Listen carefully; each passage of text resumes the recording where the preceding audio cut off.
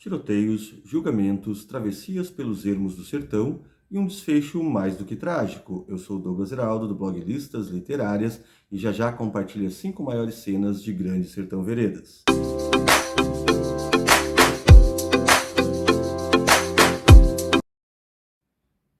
Olá, leitores e leitoras, eu sou o Douglas Heraldo, do blog Listas Literárias. Vocês já sabem, aquele blog com as listas mais criativas e originais da internet brasileira. Justamente por isso eu te convido a acessar lá o blog, mas também se inscrever aqui no canal, deixar o seu like, o seu joinha se você gostou do vídeo e compartilhar essa discussão bem legal que vai ser sobre um dos grandes clássicos da literatura nacional, Grande Sertão Veredas. E pela segunda vez aí eu já fiz a leitura então de Grande Sertão Veredas, esse romance que é um dos grandes clássicos, se não o maior ou dos maiores clássicos da nossa literatura nacional, né? Uma obra realmente de fôlego e que demanda aí do leitor um compromisso diferente no seu contrato, no seu pacto de leitura, porque a gente entra sabendo que é uma obra marcada pelo tom de vanguarda, marcada por uma forma diferente de contar uma história, e isso é muito bacana. A primeira edição que eu li de Grande Sertão Veredas já faz há algum tempinho, uns 8 anos atrás, numa edição bem antiga da Nova Cultural, e agora nessa edição aqui bonita da Companhia das Letras de 2019, a capa é do Arthur Bispo, que é um retalho de um bordado, né, com o nome dos personagens. Não me agrada muito este material aqui, porque o título acaba saindo. Enfim, a gente tem aqui a edição de Grande Sertão Veredas, sem o título da obra, mas na lombada, e fica aquele, né, temporário ali. Mas enfim, mas é uma bela edição. Aqui também trazem muitos artigos e elementos assim da fortuna crítica de Grande Sertão Veredas que vale a pena essa edição também por esses elementos, esses detalhes. E Grande Sertão Veredas, ele é essa narrativa que nos propicia diferentes e muitas leituras, inclusive as histórias dentro das histórias. A questão do tempo é algo que vem me chamando bastante atenção, e ainda eu quero pensar um pouco mais sobre o tempo aqui em Grande Sertão Veredas, os tantos tempos, destempos que há no romance. Mas no vídeo de hoje eu preparei uma coisa bem interessante, que é selecionar as 5 grandes ou 5 maiores cenas, ou aquelas cenas que realmente me impactaram enquanto leitor, essa nova leitura de Grande Sertão Veredas. Aliás, aproveito para convidar você ainda para acessar a resenha de Grande Sertão Veredas lá no listasliterárias.com. Também tem um monte de material em que aparecem listas, assim como Grande Sertão Veredas, e novas listas virão. Então, curte lá o blog, dá uma acessada, dá aquela visitada, veja o texto completo da nossa resenha. E aqui a gente vai aprofundar nas 5 cenas que nos chamaram a atenção, as 5 cenas que nos parecem muito interessantes, e são tantas, né, Grande Sertão Veredas, mas nós quisemos separar 5 cenas dessa narrativa um tanto quanto forte da nossa literatura brasileira.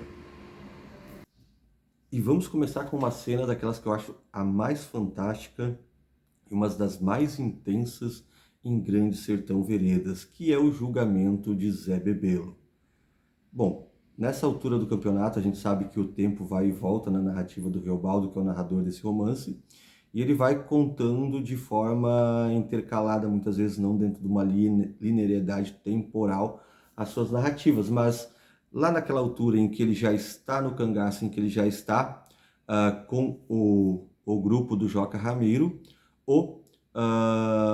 e lutando contra então o grupo do cangaço de Zé Bebelo, eles aprisionam em determinado momento Zé Bebelo, e muito pela interferência e muito pela participação do Reobaldo, que tem o seu passado junto com Zé Bebelo, do qual ele inclusive foi professor, antes de ambos entrarem para o cangaço. Reobaldo utiliza muitas artimanhas ali, já mostrando um pouco daquela lógica do Reobaldo Tataranda, né, da sua predisposição a alguma liderança ou a criar determinadas narrativas, que é justamente salvar a vida de Zé Bebelo num primeiro momento, e depois o julgamento em uma velha fazenda. E a questão do julgamento ela é fantástica na construção da cena. Primeiro que, imagine um homem aprisionado, o grande inimigo preso, isso constitui uma tensão muito forte e constante, né? A sua vida sempre ali por um fio, e cercado de jagunços contrários inimigos. E verdadeiramente isso é um círculo. O Zé Bebelo é atirado ao chão e mantém uma postura muito firme, e que um dos detalhes dessa cena, inclusive, é justamente as complexas lógicas da brutalidade, as éticas pertencentes deste mundo bruto, deste mundo distante, ou não tão distante assim.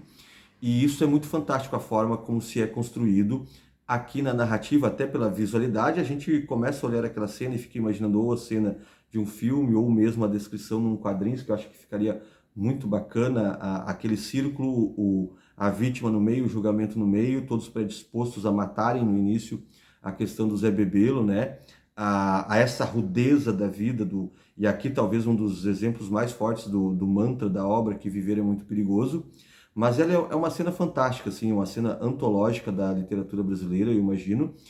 e também uma cena das mais adaptáveis. Muito se fala que Grande Sertão Veredas, que aliás tem o filme aí, uma nova adaptação, uma nova releitura chegando, né, e já chegou aos cinemas, mas muito se fala da dificuldade de adaptar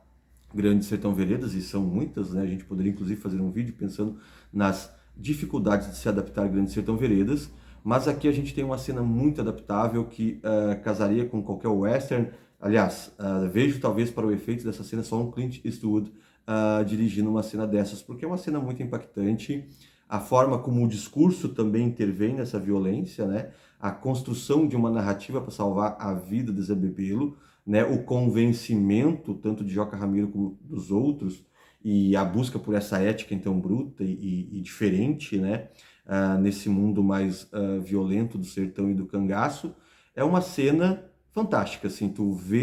visualizar aquele julgamento, a pessoa ali no meio mantendo também uma determinada firmeza e um jogo de palavras, o vai e volta com o jogo de palavras, a demonstração, o duelo mental de forças, que acho que é um detalhe interessante dessa cena, porque ela estabelece um duelo mental de forças e faz dela provavelmente uma das cenas mais fantásticas assim de toda a narrativa de Grande Sertão Veredas.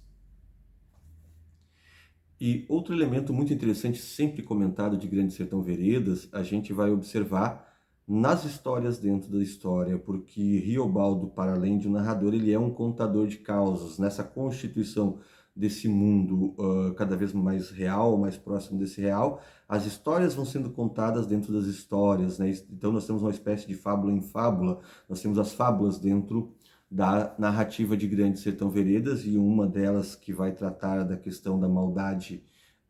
humana vai ser ali a lembrança de Maria Mutema, mas não a cena de Maria Mutema em si como a mais marcante ou a que lembramos mais, mas a descrição do desenterro dos ossos do marido e a caveira sibilante, a caveira com os chumbos dentro da cabeça a partir da morte lenta que ela foi provocando ao marido. E isso eu acho fantástico, porque também é uma cena de constituição muito visual, a despeito de toda a simbologia existente e pertencente aos próprios avessos do homem, o interno, né, o dentro do dentro, como um filósofo, o Benedito Nunes, vai discutir, inclusive no artigo aqui no livro, mas essa cena ela é bastante emblemática, né? Ela coroa o desfecho da fábula da Maria Mutema dentro de Grande Sertão Veredas, mas a gente reúne ela como uma das grandes cenas porque o impacto visual, o impacto daquela ossada com o chumbo dentro, sibilante, a gente é capaz de ouvir essa caveirinha sonora aí durante a leitura e faz dela uma das grandes cenas de Grande Sertão Veredas. Agora, talvez a cena mais longa do livro, ou o momento mais longo, que é constituído, na verdade, por várias cenas, e a gente vai colocando ela toda num conjunto, é certamente o tiroteio na fazenda dos Tucanos. Quando o Riobaldo já está de volta, trocou de grupo, o Joca Ramiro já foi assassinado pelo Hermógenes, o Hermógenes está tiroteando, então, com o grupo de Zé Bebelo, há uma desconfiança ainda de Riobaldo e de alguns jagunços para com Zé Bebelo, mas especialmente do narrador Riobaldo. A essa altura, se a gente pensar no vídeo lá do julgamento do Zé Bebelo, do qual o Riobaldo foi responsável por salvar a vida do Zé Bebelo, mandando de volta para Goiás, depois que o Hermógenes mata Joca Ramiro e aí o grupo promete e declara guerra, né? Porque é um livro sobre guerra, né? De certa forma, Grande Sertão Veredas também é um livro sobre guerra. Nesta guerra prometida entre o grupo de Zé Bebelo e o do Hermógenes, há um tiroteio fantástico na Fazenda dos Tucanos, e que ali há uma série de sequências de narrativas e de cenas fundamentais, não só para a jornada, para o engrandecimento deste jagunço chamado Riobaldo, que passa então a ser cada vez mais afirmado enquanto Tatarana, a própria desconfiança dele para com o Zé Bebelo, e aí esse íntimo, esse desejo de glória e também de liderança vai se ressaltar muito ali, mas é um cerco dos mais fantásticos que a gente tem na literatura ou nas ficções, porque o grupo cercado em uma casa velha de fazenda, tomando bala e chumbo, né? Há uma cena ruidosa e delicada, que é o assassinato dos cavalos, e uma pequena trégua, inclusive, para terminar os cavalos. Vocês imaginam um tiroteio e os animais gritando, relixando, feridos. Isso é muito forte na cena do livro. Dentro disso também o cerco à fazenda, enquanto o Zé Bebelo prepara uma astúcia para botar a correr o grupo do Hermógenes, e uma astúcia que inclusive vai deixar o Reobaldo desconfiado. Eles vão ficando vários dias presos nessa casa. E aí tem vários elementos, como a questão do amontoamento de cadáveres num quartinho dos fundos, e, e aí a gente vai fazer que o Guimarães Rosa ele vai ser muito eficiente no descrever, no desnudar essa cena, né? Porque aqui não há um idealismo, assim, aquelas cenas com sangue colorido, pelo contrário, ele vai tentar trazer toda a situação problemática ali, tanto das doenças que podem vir, tanto como do odor, do fedor de dias mortos e de não ter mais espaço para colocar os colegas falecidos à bala. E além disso tudo ainda, na Fazenda dos Tucanos, a gente tem uma outra questão, um outro elemento que a gente tem brincado, eu tenho brincado, essa natureza que na minha primeira leitura, inclusive, eu nem tinha percebido ou pelo menos me notado, me chamado a atenção esse sentido que o Riobaldo ele é uma espécie de John Wick antes do John Wick, né? Um Chuck Norris antes do Chuck Norris, porque se ele fez o pacto ou não, não vamos entrar nessa questão, né? Além de ele ter o corpo fechado, ali na Fazenda dos Tucanos, algo que é específico do Riobaldo, que é a sua excelência enquanto atirador, vai se manifestando, né? Inclusive ele vai enfileirando tiros certeiros, assim, é outro elemento de uma cena fantástica. Toda a cena na Fazenda dos Tucanos, por si só, poderia render, assim, um ótimo western, né? Porque a tensão, o medo provocado, o tiroteio, as mudanças que vão ocorrendo dentro do próprio Reobaldo,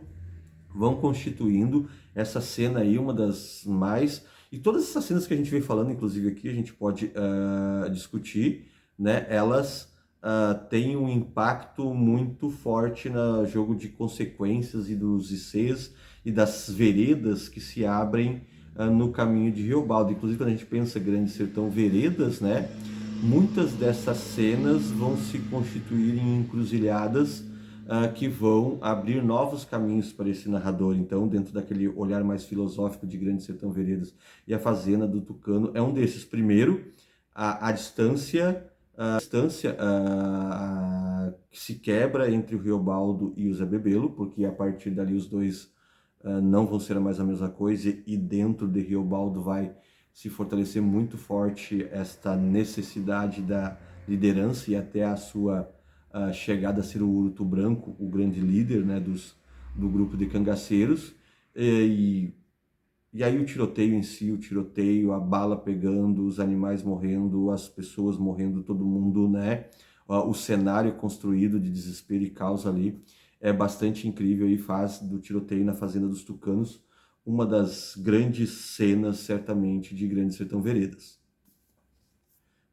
Bom, e tiroteio não é o que falta em Grande Sertão Veredas, afinal estamos falando de um livro que fala sobre os tempos de guerra, sobre o cangaço, sobre uma natureza mais bruta dessa humanidade complexa, de um mundo em que parece ermo, em que o viver é muito perigoso, não sei se tão ermo assim, né? Então não nos faltam tiroteios, entre eles os mais derradeiros, e aí pensando inclusive em encruzilhadas, a chegada no Tamanduatatão, né? O Rosa faz isso com a gente com a língua, né? Com as suas localidades. Mas nesta encruzilhada final, neste desfecho final, onde ele tem o seu encontro predestinado com o grupo do Hermógenes, né? Nem tanto o tiroteio que se inicia dali, mas a cena que a gente quer falar, as duas últimas são relacionadas com aquilo que é um dos grandes pontos, se não o maior ponto ou não da questão da narrativa, que é o romance, ou que é o romance interdito, né, o romance interditado, o romance não vivido, entre Riobaldo de Adorim, ou o cangaceiro Reinaldo, e aí a gente vai saber o desfecho que ocorre ali entre os dois, mas a grande cena desse tiroteio final, desse combate final, é justamente quando o narrador vai sendo envolto por certa névoa, né, as suas certezas vão caindo, inclusive durante o combate, a sua própria liderança é um tanto quanto estranha, porque tudo fica nebuloso, né, tudo fica lento, e aí a retirada do tempo aqui é muito interessante, porque Guimarães Rosa vai espichar essa narrativa em algumas páginas, e a cena impactante que a gente gostaria de descrever após vários momentos do titubear do Riobaldo, né? Em determinado momento ele chega a se afastar do grupo, pensando que Otacília, a sua esposa, ou à época a sua noiva, estaria próxima, né? Ele se distancia, ele volta, é uma liderança reticente nesse último confronto, né, com o Hermógenes, e aí a cena impactante deste encontro nesta vereda, neste paredão, a gente tem quando ele olha em câmera lenta, ele vai narrando o enrosco, e literalmente o enrosco, depois da bala já não ter sido mais a solução, dos grupos, né, terem gastado muita munição, o confronto vai corpo a corpo, homem a homem, ou homem a mulher, enfim, vocês definem, né? E aí este combate final, ele vai narrando lentamente o enrosco entre Diadorim e o Hermógenes, inclusive com a descrição das facadas que vão ocorrendo, dos jatos de sangue, e aí imprime quase que um hiperrealismo nesta narrativa, assim, da profundidade, da aproximação, pensando no Riobaldo, o narrador enquanto câmera, na aproximação que ele faz da cena, e isso faz uma questão muito curiosa e interessante da narrativa, e faz uma das cenas talvez as mais épicas, se bem que épica não seria a palavra aqui, né, mas pensando em épica como uma coisa muito boa, é uma das narrativas, é uma das cenas da narrativa certamente mais, não só emblemáticas, porque começam a principiar um desfecho, mas pela forma como o autor vai descrevendo, como o narrador vai contando em sua câmera lenta, ele todo envolto por neblina, que vão começando seus desmaios até ele apagar de vez, e ele apaga nessa cena literalmente, faz aí do confronto final entre o Hermógenes e Diadorim uma das cenas mais incríveis de Grande Sertão Veredas. Talvez fechando a nossa lista com aquela cena que desfecha toda a narrativa, a que fecha o círculo nascido lá quando Riobaldo encontra uma criança, enquanto ele criança, né, encontra outra criança chamada Reinaldo, e por qual se cria uma amizade, depois eles vão se encontrar no cangaço, e aí ele secretamente vai chamar de sua Diadorim, ou seu Diadorim, né, no caso. Reinaldo, que está neste cangaço há algum tempo, até anterior ao próprio Riobaldo. A cena do desfecho final é aquela cena que a gente vai colocar aquele grande desfecho trágico, onde tudo vem, né, como uma espécie de castigo. A gente pode pensar de castigo, porque toda a narrativa do Grande Sertão Veredas, ela é centrada nesta suspeição do Riobaldo, do seu amor interdito pelo amigo, né, muito íntimo, o Reinaldo de Adorim. Então, e o leitor não vai ter acesso a isso, porque o leitor vai acompanhar por todas as páginas, até as suas últimas páginas do romance, esta dúvida e este incômodo que ele tem por não poder viver o seu grande romance, apesar das mulheres que passam na vida de Riobaldo, as prostitutas ou a senhorinha para casamento, né? Aliás, tem uns detalhes que depois, na nova leitura de Grande Sertão Veredas, ele trata de uma natureza bruta e de um ermo, né? E nisso se faz eficiente, mas a gente pode olhar, inclusive, esses aspectos e papéis, inclusive das mulheres, como são retratadas as mulheres em tempos de guerra, também são trazidas aqui nesse livro, e, bom, por isso que é um livro fantástico, das várias possibilidades da gente trabalhar. Mas, enfim, voltando a este caso, o livro todo ele vai passar por esta celeuma, este dilema de Riobaldo sentir-se apaixonado por quem não poderia, por um amor proibido, de não poder viver, a despeito que em muitos momentos ele tenha almejado ou sonhado fugir com o reinado para algum canto onde só os dois pudessem, né, desfrutar da própria companhia. Então a gente tem aí essa pressão da relação homoafetiva muito forte em toda a narrativa, o leitor vai acompanhando isso. Aliás, a gente sempre brinca, eu sempre brinco, né, que um dos fatores que nós podemos utilizar para ver o quanto se perde muitas vezes numa adaptação cinematográfica, e aqui eu acho que é um dos grandes detalhes que pode ah, soar naquela questão da dificuldade de se adaptar a Grande Sertão Veredas, que é esta ambiguidade, esta androginia de Diadorim, né? Eu sempre brinco que nós temos o fator Bruna Lombardi para fazer a diferença de uma adaptação literária para as telas e para o cinema, e de quanto a tela acaba matando esse processo que é importante no livro, que é a dúvida, que é o questionamento, porque o leitor de Grande Sertão Veredas, até o seu final, estou utilizando aqui o termo de um professor meu, o professor Ulrich, que dizia clássicos não tem spoilers, né? Então já é tarde demais, já falei tantos spoilers aqui que vocês já perceberam, mas são clássicos, clássicos não tem spoilers, enfim. Voltando a essa questão do nosso fator Bruna Lombardi, o livro ele vai até o final, você vai lendo até o final, esta suspeição, essa questão, o leitor vai ter esta presença da narrativa do incômodo homoafetivo do narrador Riobaldo, e nós não vamos ter como ter acesso e pensar ou supor que mistério é este que agrega então a Diadorim. O que muda para uma adaptação, seja para o quadrinho ou especialmente para o cinema ou para as novelas, que uma das adaptações mais exitosas até foi aquela novela antiga em que a Bruna Lombardi fazia a Diadorim. Veja bem, você olhou para a Bruna Lombardi, você vai ter certeza que já não se trata do homem, né, Reinaldo. A grande dúvida, o grande incômodo, né, a grande questão interna de Riobaldo se perde ali nesse fator Bruna Lombardi, que não é o caso do livro. No livro, serão nas páginas e nas linhas finais que nós vamos nos deparar com talvez a cena mais emblemática, porque é uma cena que tanto traz a descoberta de quem é Reinaldo, de quem é Diadorim, e mais do que isso, ela vai talvez ser imposta como grande castigo, né, pela grande dúvida exposta pelo narrador também, que são duas grandes dúvidas, eu diria, na narrativa de Grande Sertão Veredas. Duas grandes dúvidas que fazem toda a diferença. A primeira, essa sua paixão impossibilitada, interdita por Diadorim, por Reinaldo, e aquela que se tornou mais clássica, que tem tantos e tantos artigos discutindo se Riobaldo pactuou ou não com Demo, se o Demo existe ou não, que vai ser toda a glosa e toda a discussão durante a narrativa, e ela principia já quando o narrador Riobaldo está conversando com o senhor, com o visitante, né, durante os 3 dias de visita e contando as suas memórias, ele vai ter esta dúvida se o demo existe ou não. São as duas. Mas pensando no desfecho, inclusive, de Diadorim, quando o Riobaldo ele recompõe essa consciência, porque vamos lembrar, um pouquinho atrás ali, ele acaba tendo, né, um desmaio assistindo a morte de Diadorim e do Hermógenes, o combate final dos dois. Então ele tem esse desmaio, e quando ele volta, ele recobra a consciência, inclusive a mulher do Hermógenes, que era cativeira, que tinha noção de quem era Diadorim, já tinha feito essa descoberta. Veja só, uma mulher fez a descoberta, e isso é muito significativo para a narrativa, e pede para levar o corpo de Diadorim, e aí quando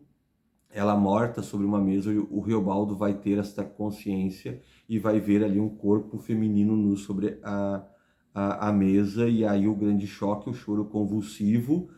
porque talvez ali se represente o castigo daquilo que é dúvida dele. A gente poderia pensar assim, a morte de Diadorim, mas mais do que a morte, não a morte de Diadorim, a revelação do que ele tanto teria sofrido por nada, ou deste amor interdito, poderia soar como uma espécie de castigo último do demônio ao pacto firmado. Né? E isso não fica bem claro, e isso pode ficar para a construção do leitor, e é legal, mas isso não só por ser uma cena relevantíssima, mas o impacto da cena, a convulsão do choro, aquela consciência de um tempo ido e de um tempo talvez perdido, e isto é muito atroz. A cena assim, a maioria dos artigos que eu tenho lido sobre o livro, e até porque eu tenho pesquisado um pouco para algumas pesquisas minhas, a cena do livro, ela não é tão tratada como tantas outras, como a do próprio Pacto, mas ela tem uns potenciais enormes de discussão para se levantar, tanto quanto isso pensando nessa espécie de castigo de múltiplas formas, esse castigo, não só o castigo de alguém que teria pactuado ou não com o demo, mas também a possibilidade de um castigo de quem olha de um tempo ido e perdido e não vivido, e isso a gente sabe que o tempo pode ser bastante atroz se você constituir essa ideia de caramba, eu poderia ter feito diferente. Isso eu acho que também é fantástico nesta cena dos desfechos finais ali de Grande Sertão Veredas. Bom, estas foram as 5 grandes cenas que eu acabei separando aqui de Grande Sertão Veredas, tem tantas outras grandes cenas, e certamente a essa altura você está perguntando, tá, mas e o pacto, o acordo feito nas Veredas Mortas, você não incluiu nas 5 maiores cenas de Grande Sertão Veredas, até pela importância e pela dúvida que ela vai sempre sobrecarregando, e esta é a grande pergunta, é a grande resposta que o Riobaldo espera do seu interlocutor, do seu narratário. Ela é uma cena importante, ela é uma cena emblemática, ela é uma das grandes cenas e boas cenas do romance, não entrou nessas 5 aqui, porque talvez tenha isso também, justamente neste pontinho de dúvida que se cria dentro do Riobaldo, ela tem aquela questão do anticlímax que o narrador vai expressar, né? Ele visualmente não observa o demo, ele fica com a dúvida se pactuou ou não, mas o não encontro ou o encontro da forma como foi, aí o leitor vai escolher o seu caminho a seguir, ele tem uma certa natureza de anticlímax, então acabei deixando ela não sobressaltou em imagens tão forte, pelo menos a mim enquanto leitor, como outras cenas do livro, mas ela certamente é uma das mais importantes, ou talvez a mais importante cena de Grande Sertão Veredas. Então, fica aí essa dica de um plus, né, ou de um bônus aqui de uma outra cena, que não entra nas 5, mas ela é bem relevante e não vou me aprofundar mais. E vocês? Gostaram do nosso vídeo? Gostaram dessa conversa sobre cenas? Gostaram desse tipo de vídeo falando coisas mais específicas de uma determinada obra ou de outra, né? Especialmente das questões das cenas? Deixa aí nos comentários, não se esqueça de inscrever no canal, não se esqueça de compartilhar se você curtiu o vídeo, né? Se achou legal também a nossa forma de trabalhar Grande Sertão Veredas, aliás, pode ajudar bastante para a galerinha que gosta de procurar resumos e outras fontes mais interessantes sobre a leitura do que um breve resumo. A gente sempre acaba falando muito sobre livros aqui no meu canal. Já cheguei a essa conclusão, serão vídeos sempre longos, porque eu quando começo a falar fica bastante longo mesmo o vídeo, então não tem problema nenhum. Talvez seja um diferencial a gente aprofundar uns elementos a mais sobre as leituras que realizamos em Grande Sertão Veredas, nesta edição aqui da Companhia das Letras, né? É uma grande pedida para você. Não se esqueça também, acesse lá a resenha no listasliterárias.com, se inscreva, deixe o seu joinha, um grande abraço e até a próxima!